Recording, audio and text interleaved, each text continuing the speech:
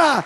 Oh, bebaskan pikiran saudara dari ketidakmungkinan. Saya sangat senang sekali menceritakan satu cerita yang saya alami sendiri. Saudaraku, tahun 1982, Tuhan memakai saya. Ya, lewat kehidupan saya sederhana sekali, saya bersaksi di rumah seseorang. Saya nyanyi satu lagu. Maka dukunnya itu suhunya bertobat. Dengan murid-muridnya satu perguruan semua dibaptis. Salah satu ada pasiennya. Nah, pasiennya ini terbelakang. Namanya Oong, saudara. Namanya Oong dan memang agak Oong juga, saudara ya. Dan memang dia terbelakang, dia tidak bisa sekolah. But he loved Jesus. Dia cinta Tuhan. Dan Oong selalu berkata, saya rindu jiwa pada Tuhan. Saudara, sekolah tidak sanggup, IQ-nya jongkok. Saudara, bagaimana bisa bawa pada Tuhan? Saya ketemu dengan banyak orang pandai, saudaraku. Tidak bisa bawa jiwa pada Tuhan. Sebab yang bisa membawa jiwa adalah Roh Kudus. Amin. Apa dilakukan si Oong ini, saudara? Luar biasa, saya tidak pernah lupa itu. Ketika satu kali saya berkhotbah di Jakarta, salah satu pengikutnya Oong, saudaraku. Ya. Dan Oong ini bersama dengan 4 keluarga yang lain.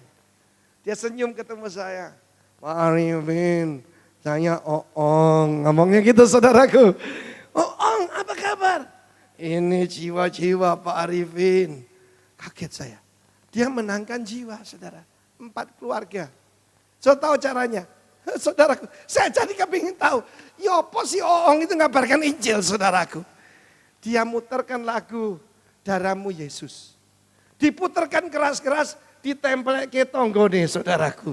Rumahnya itu di gang, cuma gede, saudara. Diputarkan sekeras-kerasnya. Darahmu Yesus. Dia dimaki-maki, dia putar lebih keras, saudaraku. Orang bisa apa? Tetangganya cuma dengar darah Yesus, darah Yesus. Kiri, kanan, depan, belakang. Kiri, kanan, depan, belakang. 4 penjuru angin. Semuanya bertobat, saudaraku. Karena Tuhan Yesus. Tepuk tangan bagi Allah kita. Bagaimana dengan saudara dan saya? Yang pertama, semua harus begini. Buang. Kotak korek api. Lo ada yang gini, saudaraku. Nanti mau diambil lagi. Ya, saudaraku. Saya suka saudara coba bangkit berdiri semua. Tarik nafas, lemparkan sejauh-jauhnya. Oke? Mulai hari ini jangan percaya lagi yang berkata kamu tidak bisa, tidak mungkin, kamu miskin, ekonomi lemah, tidak punya iman. Nah, saudara coba lepaskan semua. Keratak. 1, 2, 3. Wing, wing, wing, wing, wing, wing, wing, wing. Yang jauh. Jangan dekat, nanti diambil lagi. Tepuk tangan buat Tuhan. Silakan duduk, saudara kekasih. Pemulihan itu datangnya ujuk-ujuk. Berkat itu datang dengan tiba-tiba. Tepuk tangan bagi Allah kita, saudaraku. Jangan membatasi Tuhan. Amin, saudaraku. Yang kedua, saya mengajarkan kepada saudara, give thanks to Him. Ketika saudara mengucap syukur pada Tuhan, saudara dalam satu keadaan, dalam satu mode, yaitu untuk memperoleh berkat lebih besar. Ketika mengalami sakit, ucap syukur bahwa dia itu adalah dokter. Ketika dalam kekurangan, percaya dia itu Yehovah Yireh. Ketika saudara ditantang orang, percayalah dia itu Yahweh Sefaot, Tuhan bala tentara sorga. Yang akan kirim malaikatnya untuk membela saudara. Ketika saudara dalam kebingungan, percayalah dia itu adalah Yehovah Roi, gembala yang baik. Ketika saudara di dalam keadaan gersang, ketahuilah bahwa dia adalah pembaptis dalam roh. Saudara harus mengucap syukur di dalam segala keadaan, bukan untuk segala keadaan. Ketika saudara sakit, percayalah bahwa Tuhan adalah Yehovah Rafa, Tuhan yang menyembuhkan. Ketika dokter berkata kamu terkena kanker, percayalah bahwa nama Yesus lebih tinggi, lebih hebat daripada kanker. Sebab dia adalah Tuhan dengan segala Tuhan. Oh, Raja dan segala Raja. Tidak ada yang bisa membatasi Anda. Suku, bangsa. Saya ingat Pak Roni, saudara. Ya, Pak Roni dipakai Tuhan luar biasa. Memang postur tubuhnya kecil, saudaraku. Tapi di situ Tuhan tunjukkan kuasanya. Saudara, kalau dia itu tinggi besar, ganteng, gede gitu mungkin biasa. Tapi karena dia kecil merengil, saudaraku. Ya, di situ kuasa Tuhan dinyatakan secara luar biasa. Saya orang yang sangat biasa. Ya, I'm an ordinary man, but with extraordinary God. Saudara saya adalah orang biasa, punya Tuhan yang luar biasa. Karena itu ucap syukur. Cara mengundang Roh Kudus adalah mengucap syukur. Mau ngusir Roh Kudus gampang, ngomel. Ketika saudara ngomel, Roh Kudus meninggalkan saudara. Berkat Tuhan minggat dari hidup saudara. Tetapi ketika saudara mengucap syukur, hatimu selalu grateful, selalu berterima kasih. Berkat Tuhan akan datang. Amin. Amin saudaraku. Sederhana sekali. Hidup selalu mengucap syukur seperti yang saya lakukan. Maka saya mengalami kemuliaan demi kemuliaan. Saya bilangi kemenangan demi kemenangan. Saudaraku yang kekasih, mulai hari ini tetapkan kalau ada Roh Kudus. Roh Kudus disebut the Spirit of Grace. Roh kasih karunia. Apa tanda the Spirit of Grace? Selalu mengucapkan grace. Mengucapkan terima kasih kepada Tuhan. Pagi-pagi sudah ngomel. Kenapa sih Tuhan? Kasih hidung model seperti begini. Kenapa enggak mancungan sedikit? Ya, saya pernah didatangi orang. Pak, kenapa sih Tuhan kasih hidung saya kok bunder? Saya bilang kan kita orang Asia. Nek lincip bereti wong. Saya bilang katakan gitu saudaraku. Yang penting hidung itu ngadep ke bawah. Kalau ngadep ke atas baru masalah. Betul enggak saudaraku? Yang penting bernafas dengan lega. Amin. Jangan menghina ciptaan Tuhan. Ini trademark dari Tuhan. Amin saudaraku. Kebanyakan wanita selalu gitu. Yang saudara yang kecil minta tinggi. Ya. Saudara yang gemuk minta kurus. Kurus minta gemuk. Waduh, manusia ini repot saudara. Ucap syukur dengan keadaanmu. Ketika engkau mengucap syukur saudaraku, segala sesuatu terbuka buat saudara. Tepuk tangan bagi Allah kita. Ikut Tuhan tidak sulit. Ikut Tuhan tidak repot saudaraku. Ikut Tuhan sederhana. Perhatikan yang ketiga sekarang. Yang ketiga saudaraku, speak His word with authority. Ucapkan atau give voice to His word. Saya perlu menerangkan saudara. His word di dalam firman Tuhan adalah dabar. Katakan dabar. Tulis dabar. Dabar itu perkataan dengan perbuatan. Itu satu. Kalau bahasa Inggris, bahasa Indonesia, bahasa apapun. Berkata dengan berbuat itu berbeda. Karena itu banyak orang perkataannya dengan perbuatannya beda. Oh, I love you Jesus. Di luar saya ngomel.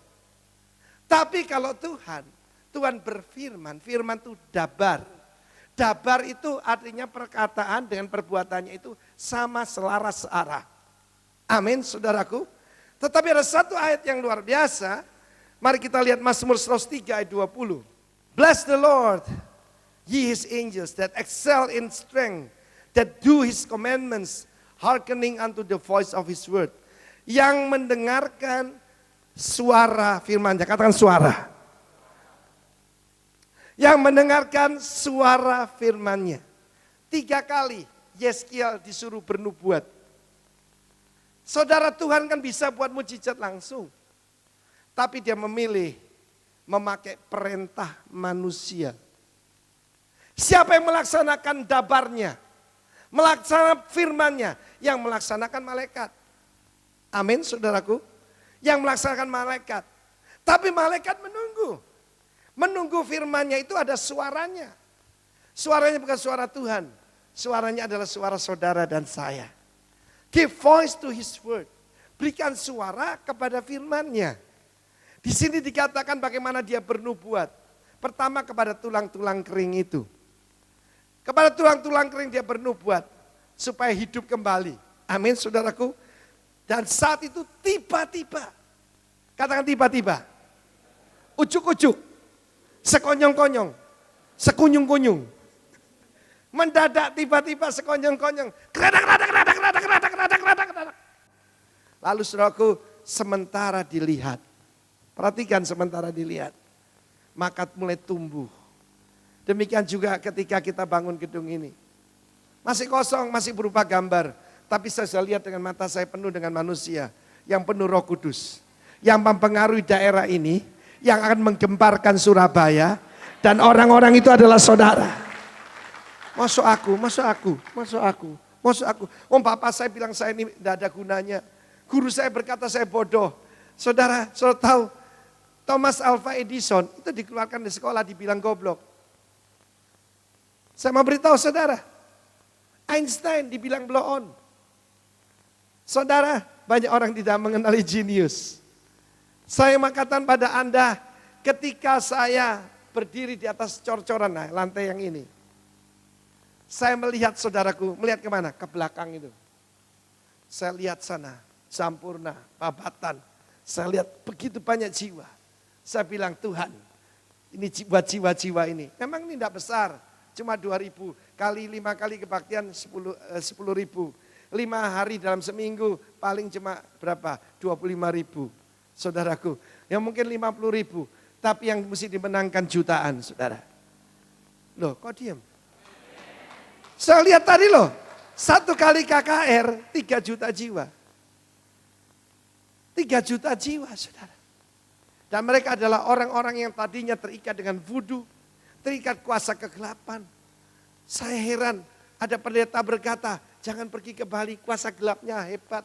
Jangan pergi ke Banten, di sana debusnya hebat. Apa yang hebat, saudaraku? Yang hebat itu Tuhan. Saya pernah ketemu guru Suhu Kuntau. Dia datang pada saya, dia demonstrasi dia gini. Coba Pak pegang, kayak kayu memang. Kayak kayu. Waduh, dia cerita bagaimana dia itu makan barang tidak berjiwa. Istrinya tidak dia sentuh selama 2,5 tahun. Karena itu saya lihat istrinya gersang sekali, saudaraku. Istrinya kuyuh gitu, saudaraku. Betul-betul tulang-tulang kering, saudara. Saya masih ingat pertama kali saya khotbah, saudara. Dia datang ke Manyar itu, di Betani Manyar ya. Dia datang, saudara. Ya, Suhu Kuntau. Dan dia juga suhu yoga, suhu meditasi dia datang. Begitu, saudaraku, dia datang sama Tuhan disalib ke lantai, saudara. Dia tidak bisa goyang, cuma dola ini. Saya bilang kapok, enggak kapok. Minta ampun sama Tuhan Yesus. Tepuk tangan bagi Allah kita, saudara. Saya pergi ke Wijaya Shopping Center, saudara. Ya, kita tahu ada kuasa itu di mulut kita. Jagoannya Wijaya itu datang, ya, badannya gede, kayak Adirai gitu, saudara.